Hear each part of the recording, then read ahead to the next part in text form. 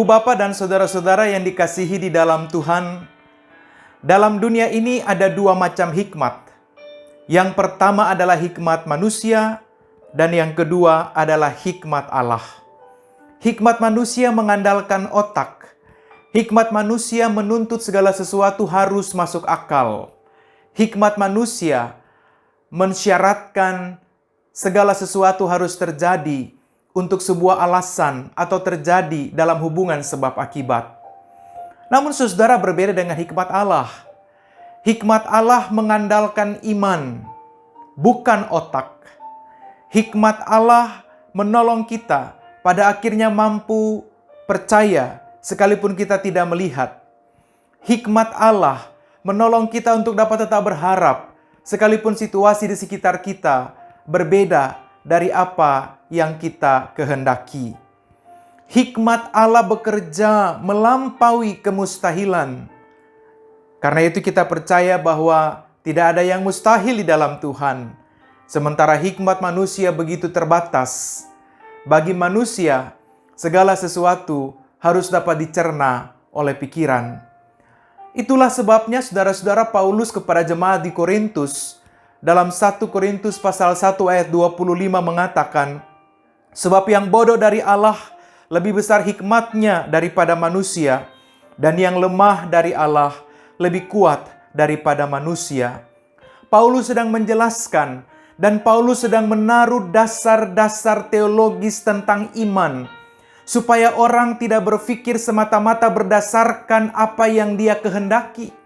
Supaya manusia tidak memandang dirinya lebih tinggi dari segala sesuatu, bahkan lebih tinggi daripada Allah.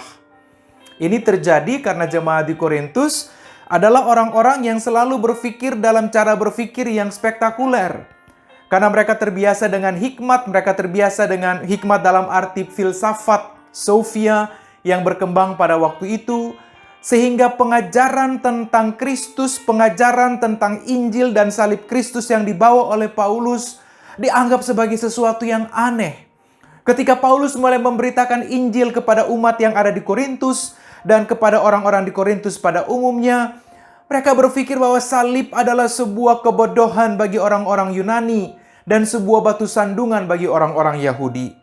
Namun saudara, Paulus menegaskan dengan begitu tegas bahwa bagaimanapun semua orang termasuk kita yang hidup pada abad ini harus belajar untuk mengerti bahwa hikmat Allah melampaui kehebatan cara berpikir kita sebagai manusia. Mungkin sebagai manusia kita bisa berpikir sesuatu yang luar biasa dan kita menganggap itu tepat. Tapi ternyata Allah punya caranya sendiri. Saudara-saudara yang dikasihi Tuhan, pekerjaan Allah, Injil Allah itu tidak bergantung pada kekuatan manusia.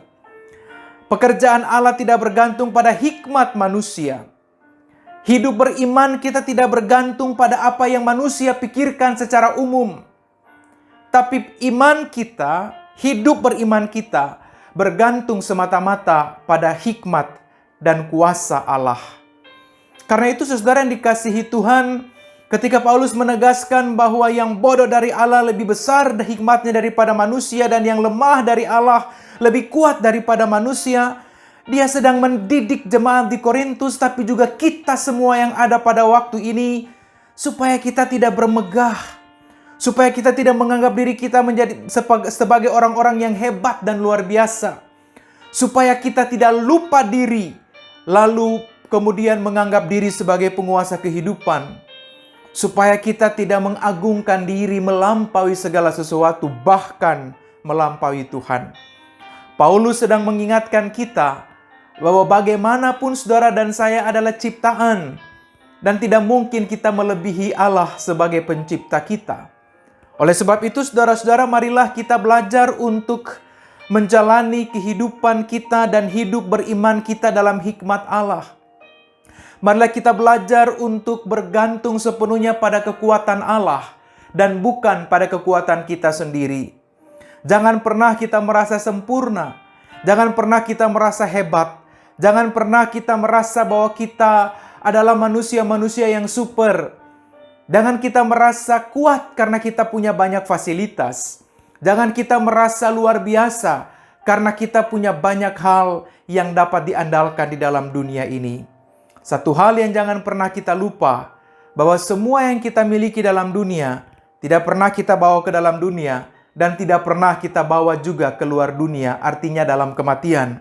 Semua yang ada di dalam dunia, semua kejayaan, semua kehebatan, semua kepemilikan tertahan di dalam dunia. Yang kita bawa pada waktu kematian menghadap Tuhan hanyalah iman kepadanya. Oleh karena itu, ibu bapak dan saudara-saudara, hikmat Tuhan jugalah yang pada akhirnya memproses kita untuk memandang hanya kepada Tuhan. Hikmat Tuhan jugalah yang pada akhirnya memampukan kita untuk hidup pada jalan dan kebenaran Tuhan. Oleh sebab itu, mari kita datang dengan rendah hati kepada Tuhan, menjalani hidup beriman kita, dan kita akan melihat bagaimana Tuhan berperkara dengan seluruh perjalanan hidup yang kita taruh sepenuh-penuhnya di dalam tangan Tuhan.